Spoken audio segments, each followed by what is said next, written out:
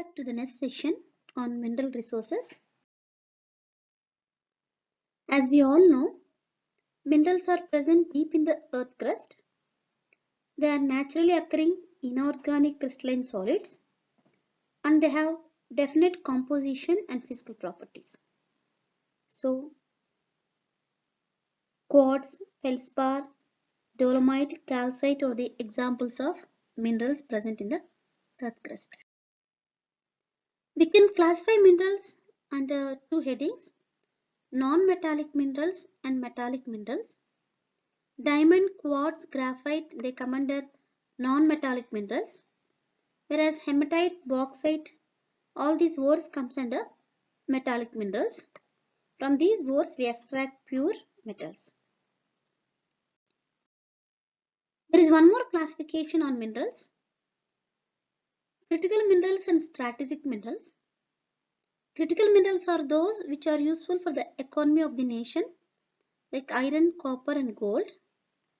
Strategic minerals are required for the defense of our country, magnesium, cobalt, etc. So in the figure you are seeing the gold that is to be recycled. We may be wondering, always the waste is recycled, but all metals can be recycled.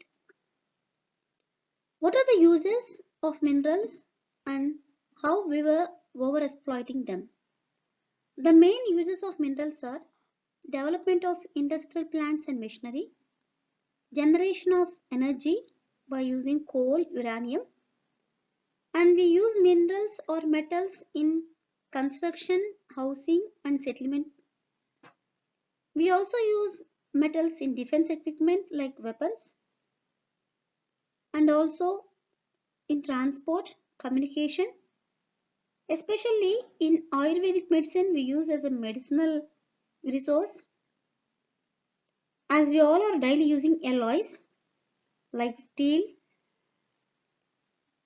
bronze, etc. In agriculture we use minerals as fertilizers, and it is common in India we use gold, silver and platinum as jewelry.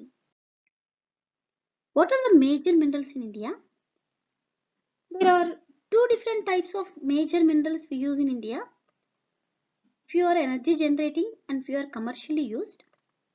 Coal and lignite, uranium are used for generation of energy, whereas aluminum, iron, copper, etc. are used for commercial purpose.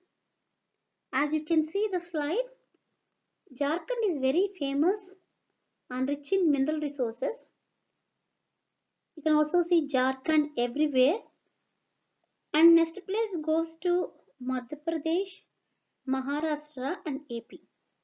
So you can also see coal mines in AP, uranium in AP. Since it is divided now, uranium deposits are present in Nalgonda, Telangana, and aluminum ores are also present in Andhra Pradesh. Borders of Andhra and Telangana are also rich in iron ores, and at the same time in Karnataka and AP we see copper ores too. So this picture is a satellite view of Johannesburg of South Africa, where in early 19th century gold mines were first found in Johannesburg area. So entire city, which is good in landscapes, which also very good in vegetation, is now devastated completely and divided into two parts: a wealthy domestic region and the other part is completely waste gold mines.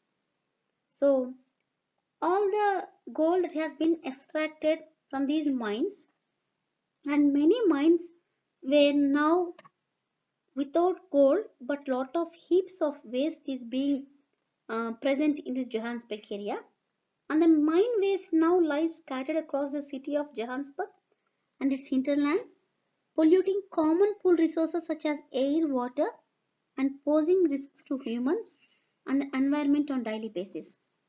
This unfortunately is the only glimpse of South Africa mine waste inheritance. It is estimated that across its 9 provinces, South Africa has inherited 6,000 ownerless and derelict mines that will cost approximately 30 billions to maintain and rehabilitate. So that is the devastating situation that we have seen because of extraction of gold from the waste gold mines. So what are the major resources and their important uses of some major metals? And I have given a small detail about different metals present in different states or areas and their uses. As we all know, aluminum is rich in Australia and Jamaica, chromium in CIS countries and South Africa, copper in USA, iron in USA, lead in USA. So we can see many rich resources from USA and also from CIS countries. So that is the reason why within 200 years USA became very rich because of its natural resources. We use all these metals for different purpose. So aluminum is used in packing food items, chromium in textile and tanning industries, copper in electronic goods and electric industries, constructions, etc. Iron in heavy machinery, lead in car batteries, uh, ammunition, leaded gasoline, paints, etc. Manganese for making high strength and heat resistant steel alloys.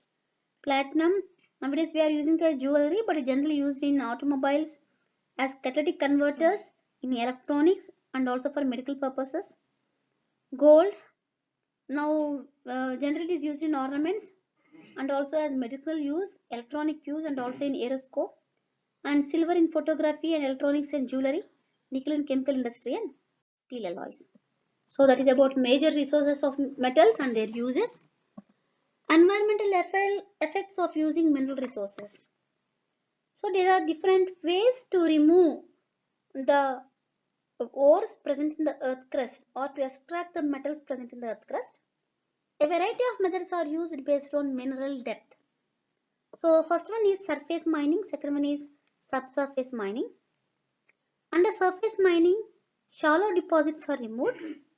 For subsurface mining, deep deposits are removed. So we can see the different types of surface minings. Open pit mining, machines dig holes and removes the ores, sand, gravel and stone in this manner. Generally we see this commonly is a open pit mining is generally done for gravel, stone, etc. Whereas during this mining, toxic groundwater can accumulate at the bottom. So dredging, second one, chained buckets are used and draglines are used which scrap up the minerals from the underground underwater mineral deposits. Third one is strip mining. Ore is stripped off by using bulldozers or by stripping wheels. You can see the picture, the stripping. So in India, coal mines contain methane gas. Though it is less prevalent in the atmosphere than carbon dioxide, but it is 20 times as powerful than the greenhouse gas. And it is generally released during coal mining. Most of the coal mine methane comes only from underground. So why I am giving this example here means, so methane is a gas that is generally liberated and this is a major problem which causes harm to the environment when you are extracting coal from the coal mine. So likewise, there are many environmental damages caused by mining activities. Devegetation and defacing of landscapes. So that means previously the area is rich in vegetation with trees, with fauna and flora, but when you are going for mining or extracting a ore, you will just deface it. That means we will remove the entire vegetation and will start mining. Subsidence of the land. So when you are going for underground mining, buildings in the nearby areas they may tilt because of land subsidence. Groundwater contamination, which is a general process when you start mining. Surface water pollution, contamination of nearby lakes and running water. Air pollution is a common feature. And occupational health hazards for the workers who are operating in the coal mines. Erosion and endangerment of a species habitat. Some species may get endangered because of loss of the habitat. Acid mine dryaways is a common problem which is very common in coal mines. Heavy metal contamination.